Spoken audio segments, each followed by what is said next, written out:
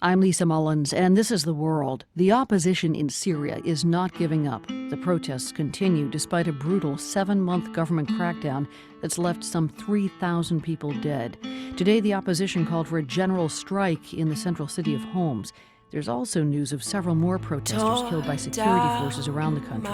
Details about what's happening in Syria are hard to come by. The government of President Bashar al-Assad does not allow the foreign press to report on the unrest.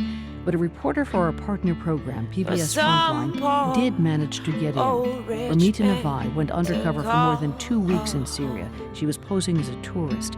She followed a network of Syrian opposition activists. And along the way, she found a system of secret hospitals. These hospitals used improvised medical gear to treat injured dissidents. Wounded protesters in Syria avoid regular hospitals, where the government run, and those being treated run the risk of being arrested or worse. Here's a clip now from Ramita Navai's report. In a location on the outskirts of Damascus that we cannot reveal, we met an opposition doctor using the alias Mohammed. He spends every night tending to the wounded. The doctor says this man was shot 3 times.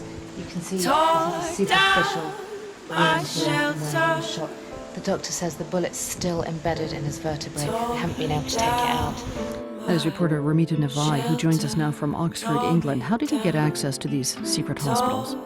We got access via the activists who we were effectively embedded with, and it was really quite an operation just getting us to these secret hospitals.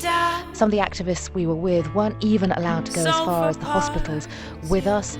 Once when we went to a secret hospital, 2 of the activists who were from that area were asked to put blindfolds on, so in case they were arrested and tortured, they wouldn't reveal the locations of these hospitals. So when were the facilities themselves erected? And can you tell us whether they're in homes, whether they're in medical facilities, or they're just kind of pop-up treatment centers? The secret hospitals have sprung up over the last few months when militia and security forces have, according to the activists, started raiding general hospitals, public hospitals.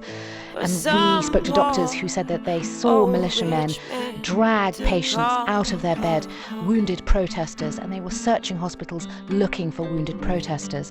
We went to one secret hospital, and it was in a half-built apartment block. It was crumbling, it was still under construction, and they were hiding patients in back rooms. So how does a protester, for instance, who has been wounded, get to one of these hospitals? Does he or she go to a regular hospital first, and is there any kind of treatment there?